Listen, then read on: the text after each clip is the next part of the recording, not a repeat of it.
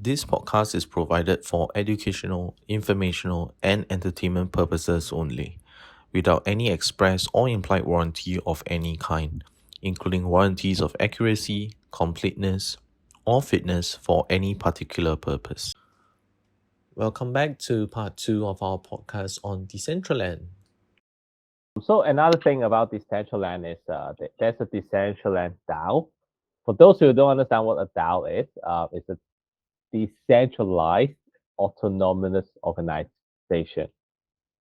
So basically, Decentraland DAO is one of the integral highlights of the Metaverse platform that is ensure truly decentralized governance. So users have complete control over the content and experiences developed on a specific partial on the virtual real estate.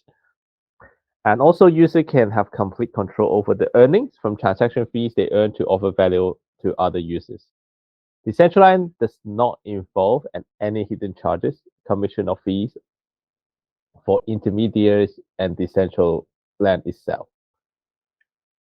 So what is Mana? So basic overview of Decentraland Showcase is how it is an open, shared, persistent virtual world running on the Ethereum network.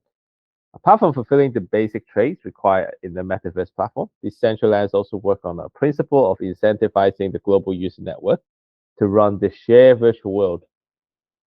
The basic of Decentraland Showcase that it is all about virtual real estate.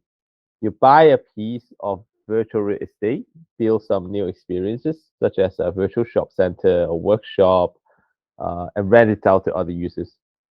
Mana is the native token of Decentraland Metaverse, which is a currency of the virtual world. You will need Mana for purchasing land, as well as other virtual assets and service in the Decentraland Metaverse.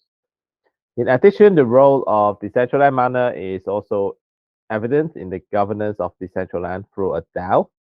Users with Mana in their possession can exercise their vote on the policy updates, subsidiaries of new projects, and land auction.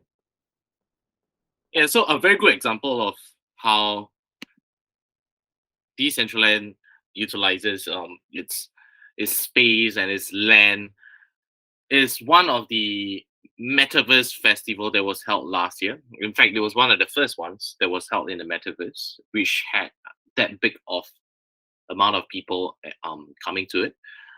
And there were more than 80 artists performing in that Metaverse Festival, including Paris Hilton, including Dead Mouse.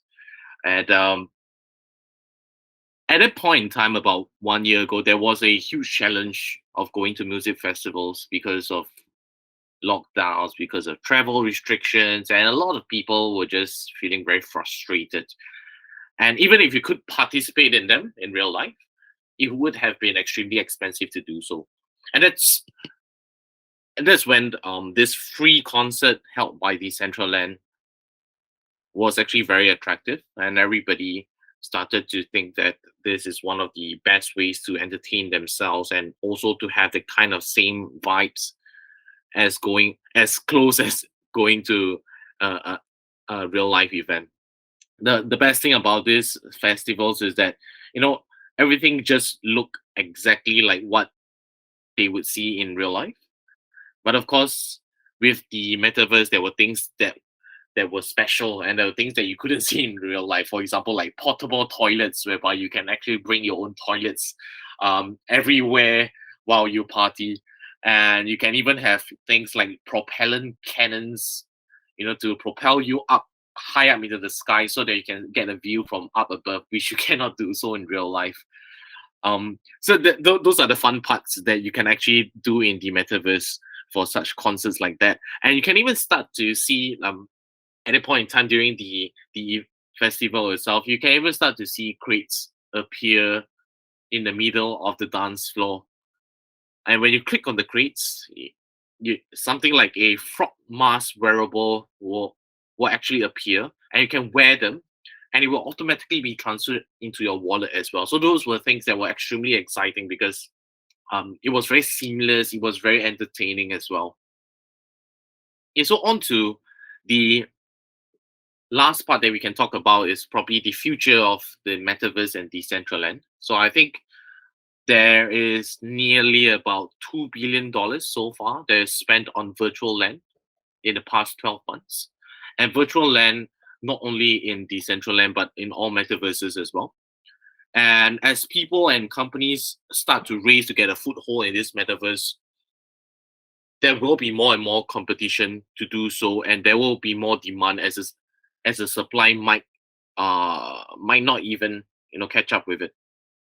But we are years away from the metaverse emerging as a single immersive space online where people can actually live, work, and play in virtual reality.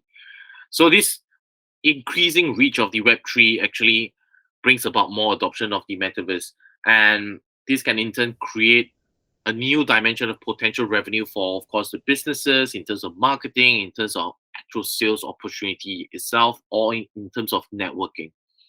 So Decentraland places itself at a very, very sweet spot, I would say.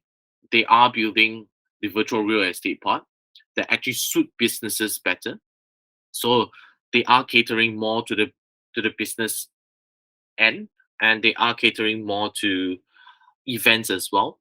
If some of you have some time, you can even go and check out Decentraland's events. Just Google it, Decentraland events, and you'll see that they have events running on a daily basis. They have events running not only on a daily basis, but maybe 3 to 4 a day.